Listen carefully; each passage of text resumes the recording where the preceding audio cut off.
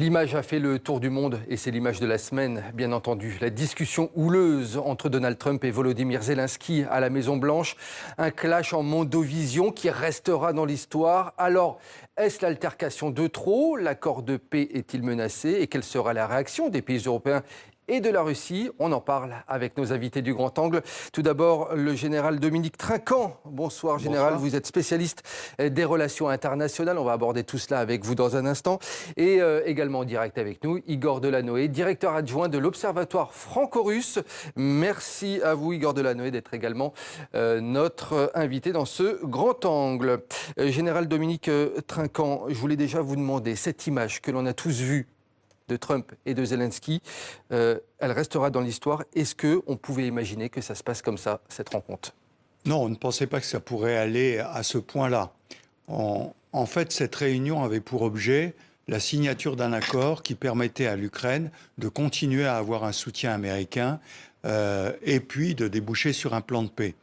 Et là, on a eu la confrontation de deux visions totalement différentes. La vision du président Zelensky, qui dirige la guerre depuis 3 ans et qui subit cette guerre qu'ont lancée les Russes. Et de l'autre côté, le président, et singulièrement son vice-président, Vance, qui a été extrêmement brutal, qui reprenait le langage de Moscou. Et donc, voilà, deux antagonismes avec un changement d'administration à New York, à Washington, pardon, qui font changer à 180 degrés à peu près la politique américaine. Donc ça a été un grand choc, d'où la réunion aujourd'hui à Londres des Européens qui d'un seul coup se réveillent. Ils se réveillent justement, c'est ce que je voulais vous demander. Qu'est-ce qu'il faut attendre maintenant des pays européens et des soutiens de l'Ukraine et notamment de ce sommet aujourd'hui à Londres? Alors je pense qu'il faut attendre plusieurs choses. D'abord la mise en œuvre de ce qui a déjà été préparé, mais de mettre un accélérateur.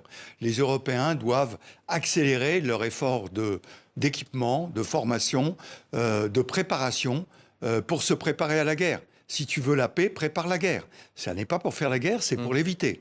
Donc ça, c'est la première chose. La deuxième chose, c'est un effort de soutien à l'Ukraine, puisque apparemment les Américains lâchent, et donc il va falloir suppléer à l'absence américaine. Et le troisième point, ils l'ont dit quand même, c'est de préparer un plan de paix. Sauf que le plan de paix, on a inversé les données, ce sont les Européens qui vont préparer ce plan de paix pour l'amener à Washington, essayer d'accrocher Washington, dont nous avons besoin pour soutenir l'Ukraine dans le cadre de ce plan de paix. Et Starmer, à l'instant, dit que l'Europe doit faire le plus gros avec les États-Unis.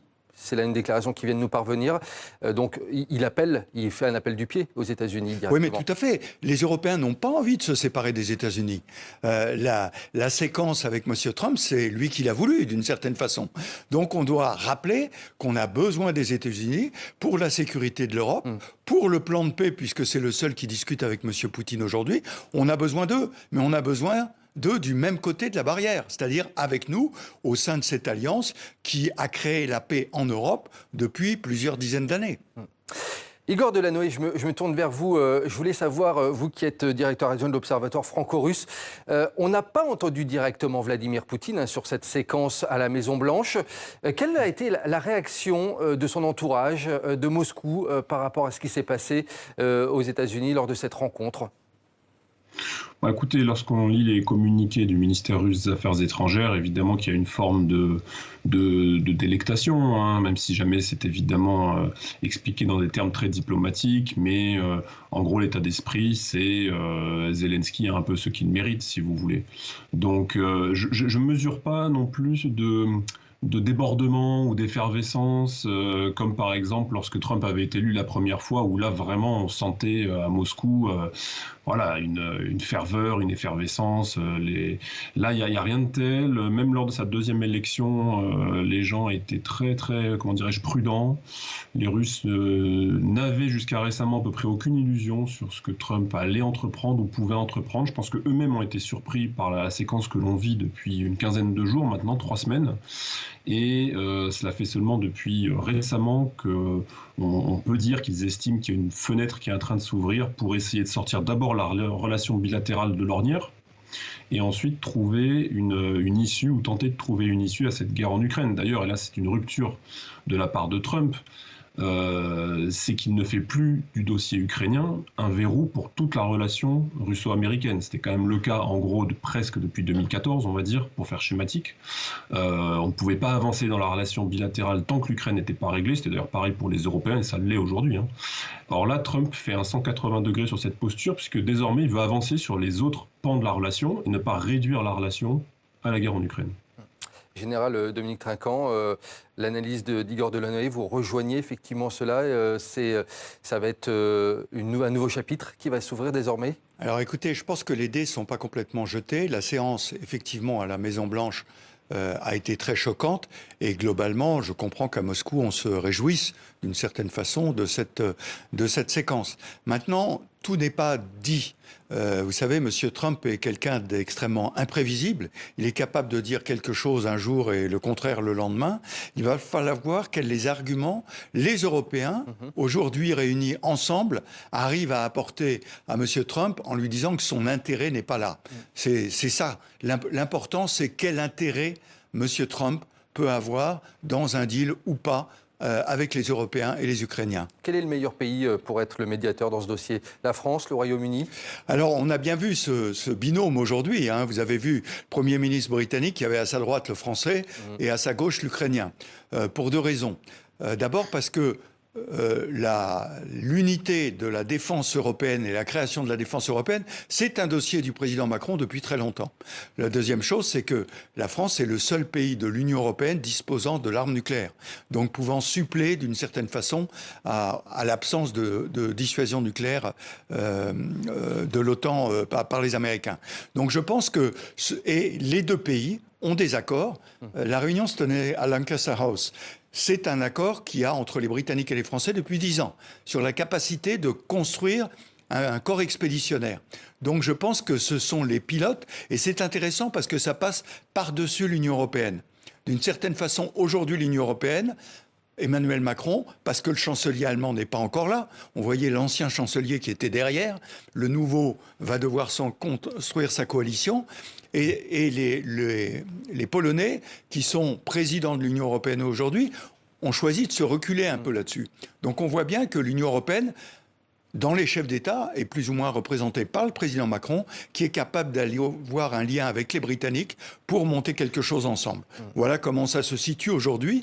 Mais ce qu'on voit, ce que je trouve très intéressant, c'est le retour des États-nations.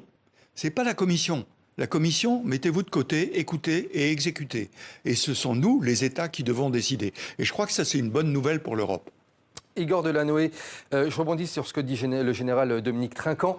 Igor Delanoë, est-ce que c'est le moment, justement, selon vous, de repenser en profondeur la question de la défense européenne et peut-être également de la muscler un peu plus ? Oui, certainement que de toute manière, tout ce dossier va, comment dirais-je, redessiner les contours de ce qu'on appelle la défense européenne, mais on sait bien qu'en réalité, ça reste un concept et que concrètement, ça n'existe pas vraiment, parce que qui dit défense européenne dit politique étrangère européenne commune. Or, il y a plutôt des politiques étrangères qu'une politique étrangère de l'Union européenne, et donc comme il n'y a pas vraiment de vision, on a du mal à définir un outil de défense qui est censé promouvoir et protéger des intérêts perçu comme commun, si vous voulez. Donc certainement que ça va réinfluencer. Ça commence par des déclarations sur le fait qu'il faut augmenter les budgets de défense. Bon, c'est quand même des choses qu'on entend depuis un moment. Alors il y avait les 2%, les 3% maintenant. Bon.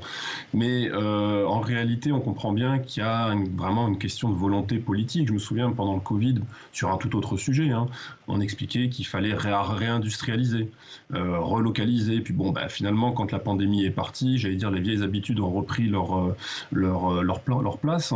Et donc, il y a une dimension inertielle, si vous voulez, qui est redoutable dans cette histoire. Et peut-être que ce qui se passe en ce moment va permettre de faire une forme de prise de conscience, effectivement, et que les Européens vont se rendre compte qu'il est temps de penser un petit peu moins en termes de ce que fait le grand voisin outre-Atlantique et de recentrer un peu plus sur ses intérêts et son industrie de défense, notamment. Oui, c'est possible. Général Dominique Trinquant, pour conclure, prise de conscience des pays européens et des alliés de l'Ukraine, selon vous, ça c'est important? Oui, surtout accélérateur. En fait, la guerre, il y a 3 ans, de M. Poutine, a sensibilisé l'Européen aux besoins de l'augmentation des budgets de défense. Ça, c'est une première chose. La réaction de M. Trump sensibilise les Européens au fait qu'ils doivent le faire seuls, même s'ils veulent garder les Américains avec eux, ce qui est important, ils doivent le faire seuls. Et donc c'est un accélérateur par rapport au choc qui arrive depuis 3 ans en Europe. Général Dominique Trinquant, juste pour savoir votre sentiment, vous qui êtes un fin observateur de ce monde et de ces questions géopolitiques, ce que l'on a vu dans cette rencontre entre Zelensky et Trump, est-ce qu'il y aura un avant et un après, ou selon vous, c'est un élément de l'histoire, mais ce n'est pas une bascule de l'histoire? Alors, psychologiquement, c'est une bascule de l'histoire. Maintenant, je n'arrive pas bien à analyser si c'était voulu ou improvisé. Vous savez, M. Trump est un improvisateur. Et d'un seul coup, à la fin, il a dit « Ah ben, ça va faire des super images de télévision. » Donc, ce qui n'était pas faux, d'ailleurs. Ce qui n'était pas faux, mais en plus, on voit l'animateur de télévision qu'il a été. Donc, est-ce que c'est ça ou est-ce que c'était un piège monté avant, en particulier avec l'histoire anodine de la tenue de M. Zelensky, qui a été alpagué tout de suite par un journaliste MAGA++++, qui l'a agressé sur ce sujet-là. Mais là, ce que je souhaite souligner, c'est qu'on arrive au retour des empires. L'empire russe, on le savait, on connaissait la position de M. Poutine. Mais maintenant, on a l'empire américain qui disait, vous vous rendez compte, vous êtes au cœur du monde, dans le droit le plus important du monde, et vous osez arriver sans cravate, en clair. C'est le retour des empires. Et nous, Européens, on ne sait plus ce que c'est que les empires. Donc il faut qu'on reprenne conscience des rapports de force nécessaires pour rester libres et unis comme nous le sommes. Et ce sera peut-être effectivement le but de ce sommet actuellement à Londres. Merci beaucoup, Général Dominique Trinquant. Je rappelle le livre que vous avez sorti il y a peu, D'un monde à l'autre, aux éditions Robert Laffont. Et je remercie également notre autre invité, Igor Delanoë, directeur adjoint de l'Observatoire franco-russe, d'avoir été dans ce grand angle avec nous. Merci à tous les deux.